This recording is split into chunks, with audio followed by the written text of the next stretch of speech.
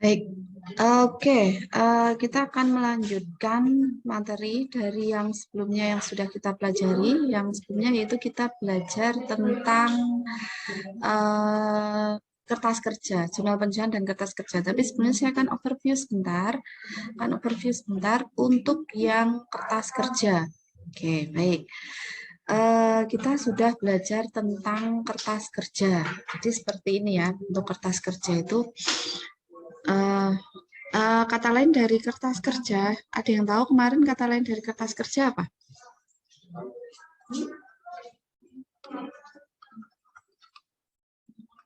Ini bisa juga disebut sebagai neraca lajur.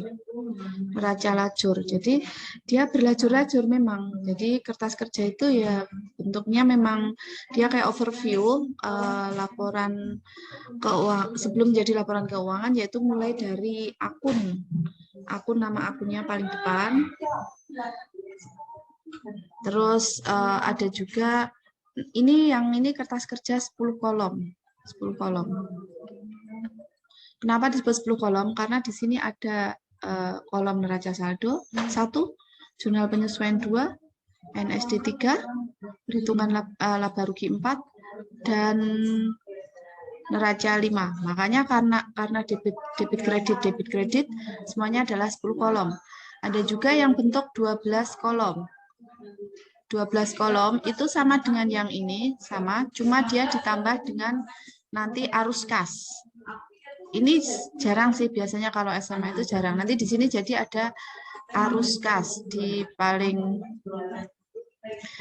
kanan. Di paling kanan ini nanti ada namanya kolom tambahan. Nah, tapi yang umum digunakan adalah yang bentuk kertas kerja atau neraca lajur yang 10 kolom. Ya. Oke, nah terus cara memasukkannya kan kemarin sudah. Neraca saldo itu tinggal diisi, tinggal memindah dari neraca saldo yang ada di soal. Jadi tinggal copy paste aja dari yang neraca saldo yang ada di soal. Nggak usah mikir. Jadi tinggal teplek, duplek, copy, pindah ke sini. Oke, terus yang penyesuaian kemarin kita harus ngerjain dulu. Penyesuaian kayak apa yang kemarin perlu disesuaikan, misalnya kayak perlengkapan. Ini yang Romeo Juliet kemarin ya. Terus kayak misalnya saya gajian tanggal 1 itu di hari Sabtu. Nah, tapi ternyata kan hari Sabtu libur. Makanya beban gaji saya seharusnya yang udah keluar di hari Sabtu mundur lagi tuh di hari Senin. Itu namanya beban gaji, utang gaji. Nah, itu kan harus disesuaikan semuanya. Nah, terus kalau sudah, kita tinggal memasukkan. Jika dia sudah ada namanya di sini udah ada, ya kita tinggal memasukkan sesuai dengan angkanya yang ada di sini. Misalnya contoh pemakaian perlengkapan ya, itu menjadi beban perlengkapan. Pasangannya apa, Nak? Dengan perlengkapan. Misalnya senilai, ya betul. Misalnya senilai 5, misalnya. Beban perlengkapan 5, perlengkapan 5. Maka kita cari di sini yang ada kata-kata beban perlengkapan. Kalau misalnya belum ada, gimana solusinya? Di nama akun belum ada ternyata. Solusinya gimana? Si beban ini belum ada. Caranya gimana? Ada yang bisa bantu?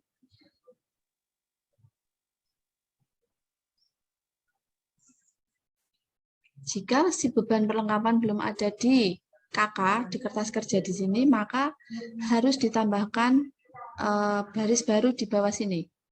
Jadi memang nanti akan ada baris-baris baru ini untuk menambahkan akun-akun yang belum ada di neraca saldo sebelumnya. Jadi misalnya beban perlengkapan belum ada, kita tambahkan di sini, di bawah sini. Begitu juga dengan perlengkapan. Tapi nek perlengkapan itu pasti ada. Misalnya di atas ini, perlengkapan. Nah, nanti tinggal diturut tuh.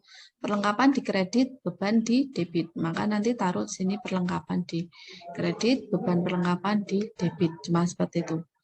Syaratnya adalah harus balance, harus seimbang. Di mana ada debit, di situ ada kredit. Jadi ada di debit, pasti ada di kredit. Nah, kalau sudah tinggal dijumlahkan saja, nanti hasilnya ada berapa. Udah, kerja kerasnya cuma kayak gitu, tinggal memindah saja. Nah, kolom yang ketiga kemarin adalah merupakan apa ya, perkawinan atau campuran antara neraca saldo dengan penyesuaian. Jadi yang di sini misalnya ada angka 6, terus di sini ada angka 6, D di NS ketemu D di penyesuaian. D dengan D diapain kemarin? Tambah. Ya, berarti nanti tinggal ditulis saja sini 12, seperti itu.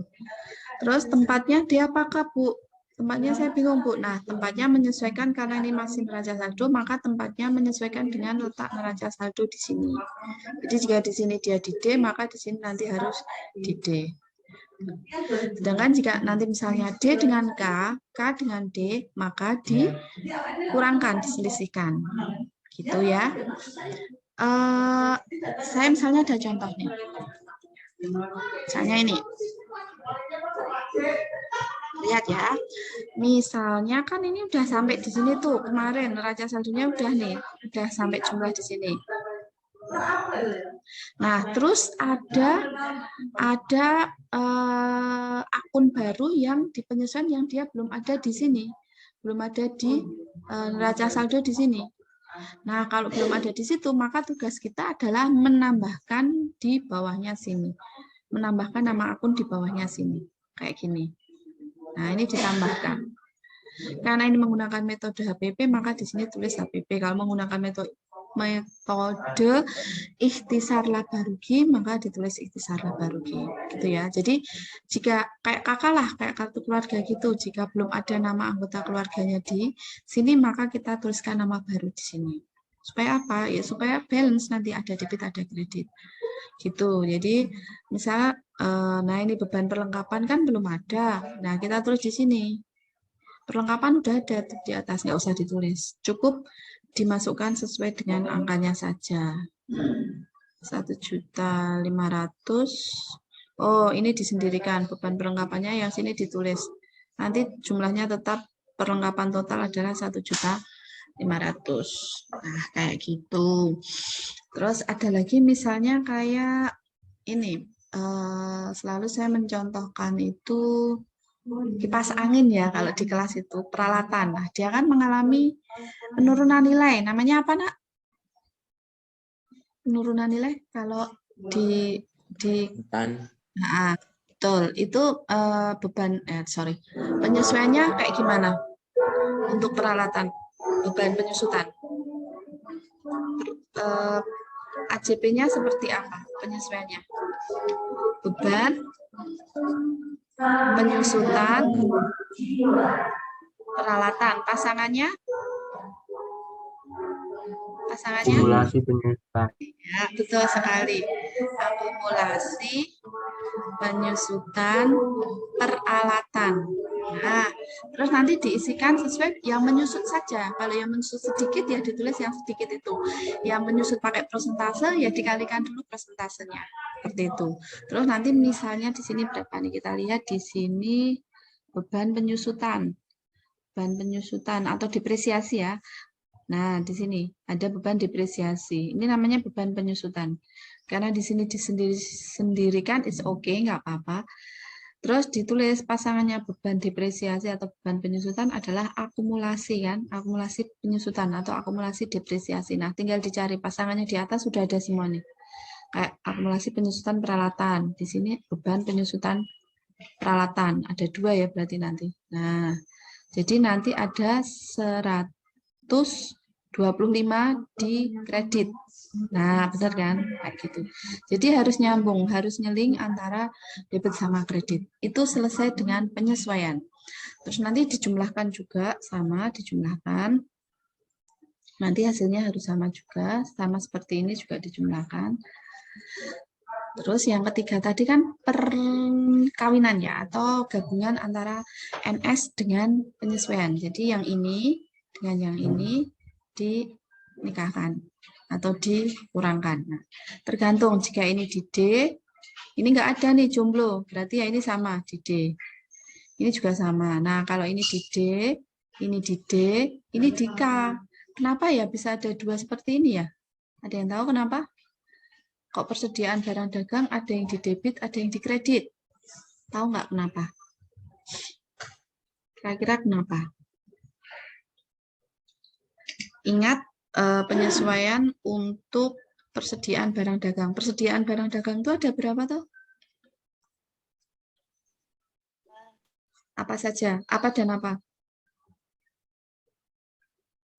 Awal dan Akhir. Nah, berarti kan dua-duanya harus disesuaikan tuh, persediaan barang dagang awal sama akhir. Cara menyesuaikannya ya tergantung metodenya. Kemarin kita ada berapa metode? Ada berapa metode? 2. Yang apa dan apa? Yang pertama, ikhtisar, laba rugi, dan yang kedua adalah metode apa, Nak? Harga pokok penjualan atau HPP. Baik, nah ini kan dua-duanya harus disesuaikan tuh, baik yang awal maupun yang akhir kan dua-duanya harus disesuaikan. Awal, akhir disesuaikan.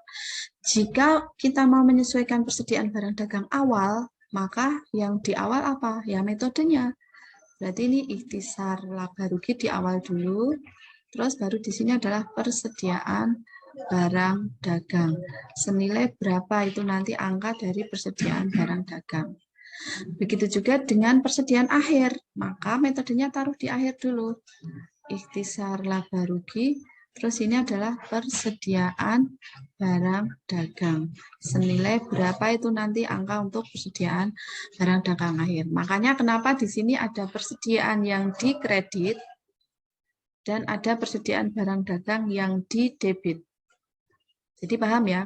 Di sini ada persediaan yang dikredit dan ini didebit. Nah, makanya ada dua tuh jajar seperti ini. Tuh ada dua kan. Berarti kalau yang ini yang dikredit tadi adalah untuk persediaan awal. Karena kan yang debitnya adalah metodenya itu tadi. Ini untuk yang awal, ini untuk yang akhir. Nah, caranya gimana? Caranya ya udah tinggal dijumlahkan saja. D dengan D ditambahkan, terus baru nanti dikurangkan dengan K. D, DK, berarti D tambah D kurangi K. Dan hasilnya adalah ini. Nah, kayak gitu. Paham ya? Paham ya?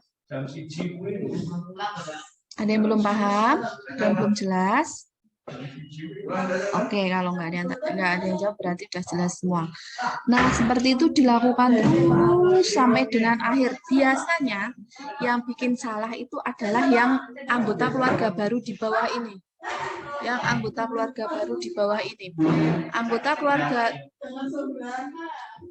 keluarga yang baru di bawah ini biasanya kelupaan nggak dipindahin.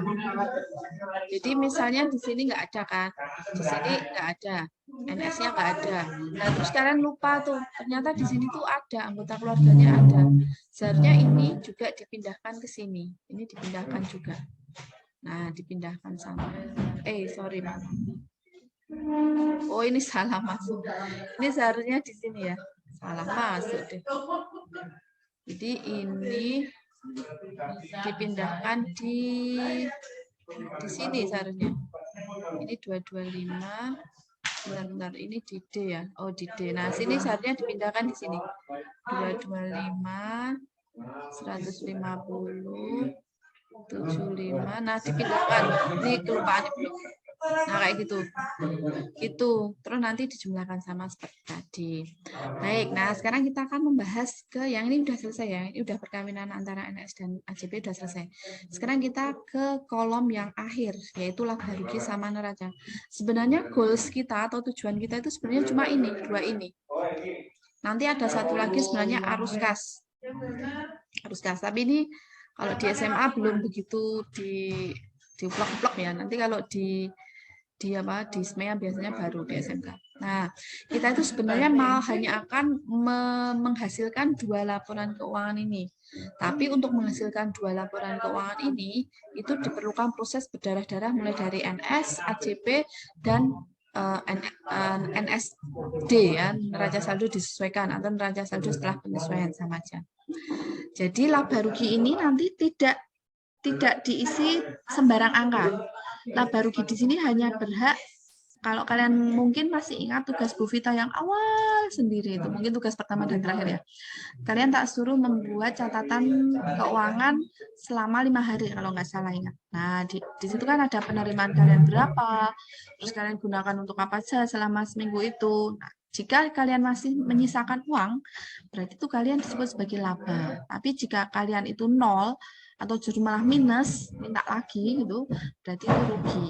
Jadi laba rugi di sini hanya berhak diisi oleh pendapatan dan beban saja. Di sini hanya berhak diisi oleh pendapatan dan beban, atau kode 4 dan kode 5 atau 6.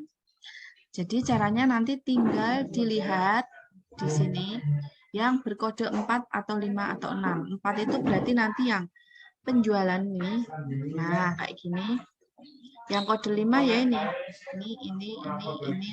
Ini Pak sampai bawah.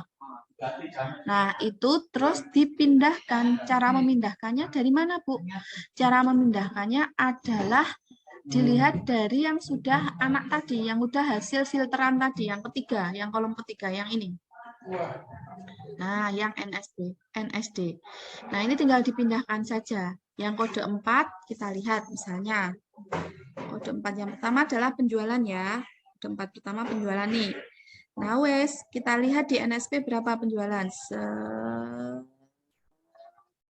Nah, ada ini kan, 14.590. Ini tinggal kita pindahkan saja ke sini, ke kolom laba rugi. Pindah ke sini. Nah, ini kan dia dikredit. Nah, nanti juga sama letaknya dikredit. Tinggal pindahkan saja, jebret, udah selesai. Begitu juga dengan kode 4 yang lain. Ini semua tinggal dipindahkan ke sini. Nah, jadi nanti kayak gini. Begitu. Begitu juga dengan beban yang kode 5. Nah, ini kan kode 5 nih. Ini kode 5 juga kita pindahkan. Ini kita pindahkan ke sini. Sama, seperti ini juga tadi kita pindahkan ke sini. Gitu, udah selesai gitu aja.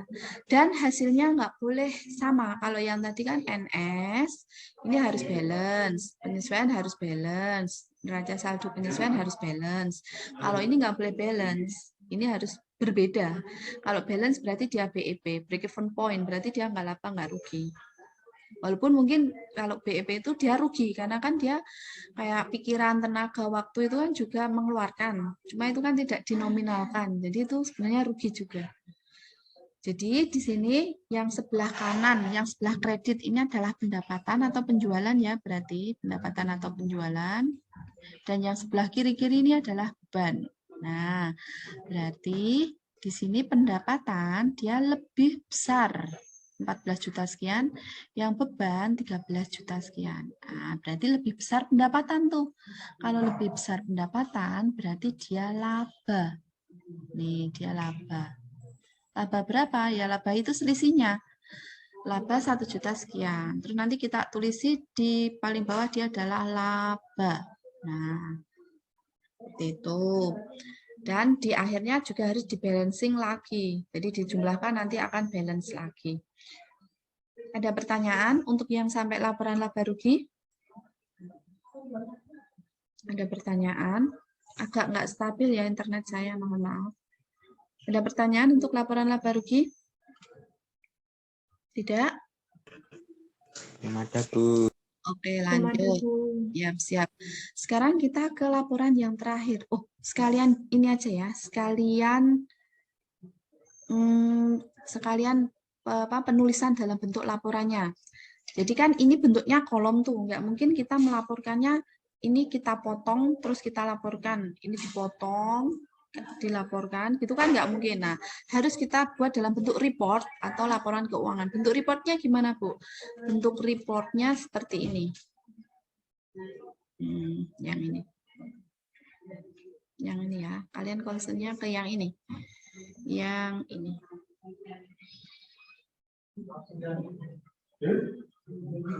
Nah, di sini. Jadi ini adalah contoh dari laporan laba rugi. Seperti biasa, as usual, kita tulis nama toko di atas atau nama tempat usahanya apa. Yang kedua, jenis laporannya. Yang ketiga, periode waktu kita melaporkannya. Baik. Terus ya udah, kita tinggal memindahkan saja yang kode 4 tadi. 4 tadi kita pindahkan penjualan kan? Tinggal pindah di sini. Jadi yang dari tuh mana tadi? Ini ya. Dari penjualan di sini mana sih? Nah, ini kan penjualan tuh tadi nama akunnya. Kita pindahkan ke penjualan atau pendapatan seperti ini. Nah, kita pindahkan. Jebret 14.500.000. Sudah. Terus tadi kan ada kode 4 yang lain tuh, yaitu retur. Terus apa lagi tadi? Retur potongan. Ini juga sama. Cuma dia ini 4 juga. 4. Cuma kok dia letaknya berseberangan nih. Letaknya dia dengan letaknya dia. Ini kan berseberangan, satu di K, satu di D, maka juga harus dikurangkan. Kalau seperti itu kan, kalau beda jenis kelamin kan harus dikurangkan ya. Jadi kita kurangkan. Jadi yang di KK, di kredit, itu dijumlahkan dulu. Ada berapa tuh yang dikredit. Ini kan tadi dikredit. Ini dikredit. Dijumlahkan dulu berapa. Nah, terus baru hasilnya itu adalah ditambahkan seperti ini. Terus nanti baru dikurangkan. Jadi kan kreditnya ada 2 nih. Ada 2 kredit. Kreditnya ada 315 karena ini tadi di debit ya ini. Ini di kredit. Nah, karena ini beda kan ini 1K ini D, maka dia nanti dikurangkan. Jadi penjualan bersih menjadi namanya penjualan bersih. Nah, udah dapat satu rumus tuh. Jadi penjualan bersih itu adalah diperoleh dari penjualan dikurangi apa yuk? Dilihat dari rumusnya itu. Dikurangi repot. Ya, betul. Repot penjualan. Dah. Ini adalah rumus dari penjualan bersih. Jadi misalnya nanti someday di soal ditanyakan, carilah penjualan bersihnya. Ya udah, berarti penjualan dikurangi repot. Beda dengan pembelian bersih loh ya. Kalau pembelian bersih ada unsur apa ya? Kalau kemarin kalau masih ingat. Kita kulaan selain repot pembelian ada satu lagi tuh yang mempengaruhi. Kita misalnya kulaan beras ke Klaten. Dipengaruhi apa kalau kulaan itu? Dan angkut. Sekali, beban angkut. Jadi kalau penjualan bersih kan hanya penjualan sama repot. Tapi kalau pembelian bersih, oke, aku tambah di bawah sini aja. Kalau pembelian bersih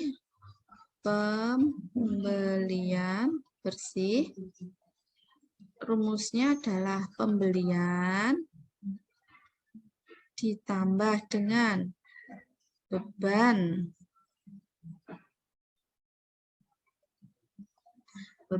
angkut pembelian dikurangi dan pot pembelian. Nah, ini rumus dari beda ya. Jadi bedanya cuma di tengah-tengah doang, di bebannya. Karena kalau udah dijual udah nggak memperhitungkan beban lagi. Bebannya itu hak prerogatifnya dari si kulaan itu tadi pada saat kulaan. Itu bedanya. Oke, kembali ke sini tadi. Kembali ke sini. Jadi ini kan terus didapatkan penjualan bersih nih, penjualan dikurangi repot, didapatkan penjualan bersih. Terus dikurangi dengan HPP. Nah, rumus HPP itu apa? Masih ingat enggak? Rumus HPP itu adalah persediaan awal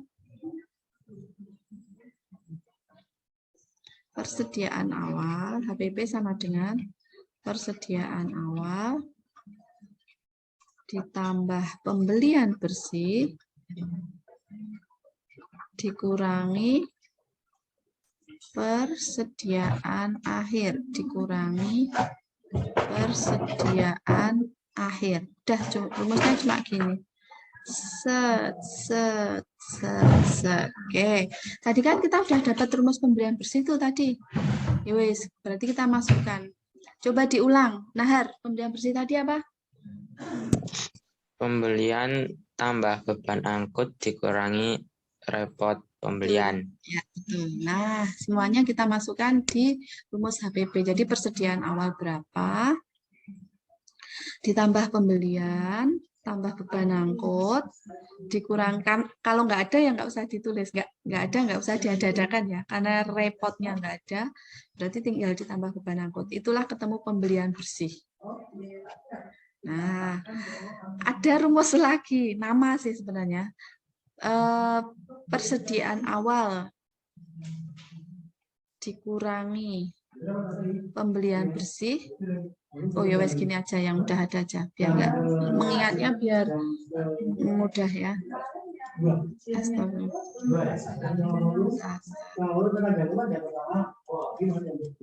Oke, pakai rumus yang ini aja. Nah, jadi yang proses sampai tengah-tengah ini saya cut ya, saya cut sampai ini. Itu namanya adalah BTUD atau barang tersedia untuk dijual. BTUD, barang tersedia untuk dijual. Jadi kalau hanya sampai, oke, tinggal 10 menit. Kalau hanya sampai persediaan awal tambah pembelian bersih, itu berarti namanya adalah BTUD. Jadi kayak gini. Persediaan awal ditambah pembelian tambah beban angkut dikurangi repot, itu kan pembelian bersih ya kan. Nah, persediaan awal dikurangi pembelian bersih, ditambah pembelian bersih, itu namanya adalah BTUD, tapi ini belum sampai HPP. Dia akan menjadi HPP jika dikurangi dengan persediaan akhir. Nah, dia akan menjadi HPP. Gitu. Jadi kalau sampai akhir namanya HPP, kalau sampai tengah-tengah namanya adalah BTUD atau barang tersedia untuk dijual. Gitu. Jadi itu adalah cara mencari HPP. Jadi penjualan bersih dikurangi HPP itu adalah laba kotor. Jadi kalau sampai tengah-tengah sini, nah ini kenapa ada di sini ada laba bruto. Nah, ini adalah rumusnya adalah penjualan bersih dikurangi HPP. Nah, ini baru tengah-tengah. Laporan laba ruginya baru tengah-tengah.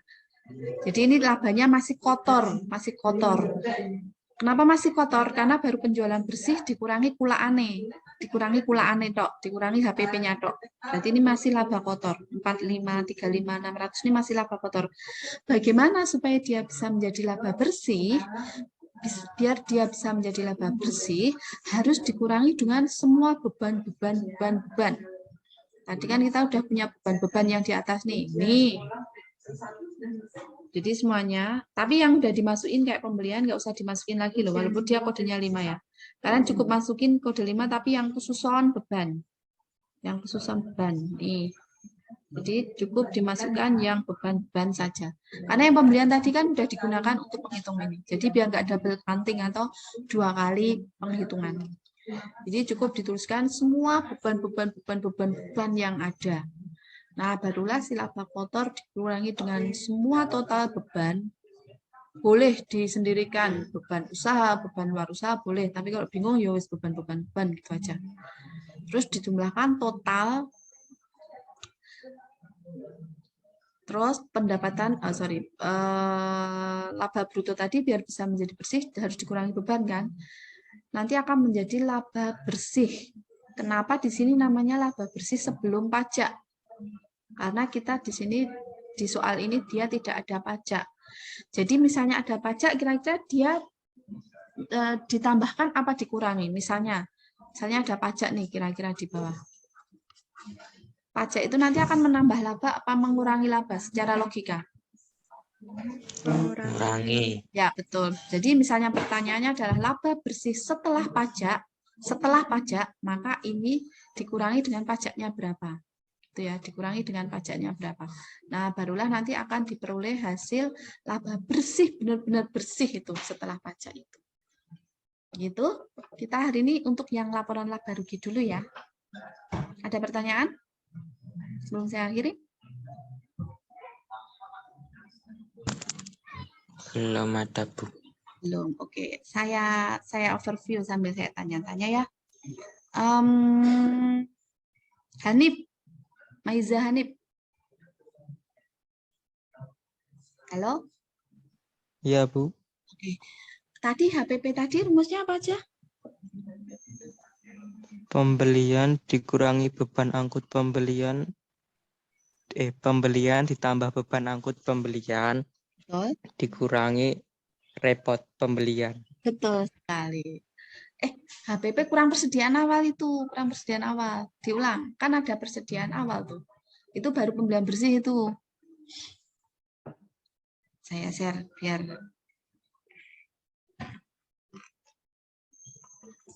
Oke. Diulangi lagi. Aiza Hanif. HPP. Rumusnya? Nip. Oh iya, Bu. Persediaan awal. Persediaan awal dikurangin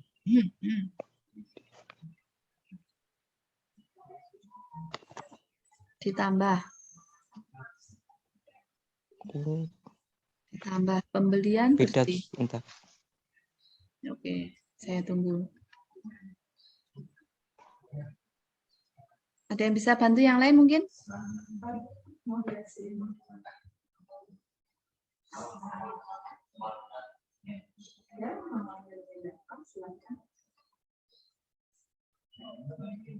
Yang lain mungkin?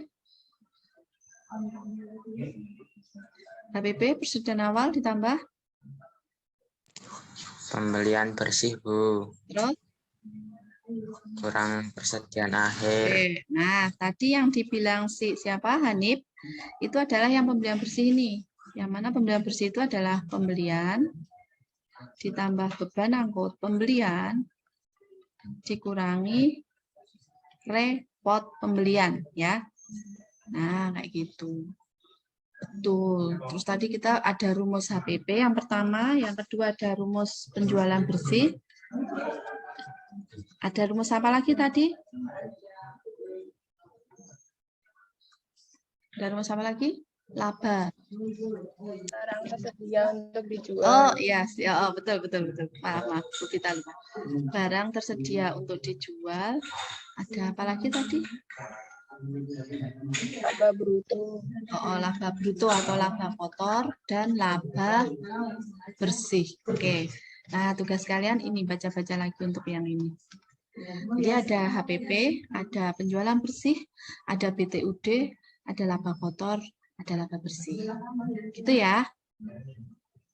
Di e-modulnya ada yang di Classroom. Kalau kalian baca-baca lagi itu di bawah itu ada e-modulnya. Kalau enggak ya nanti kalian lihat tayangan ini, nanti aku upload di YouTube ya.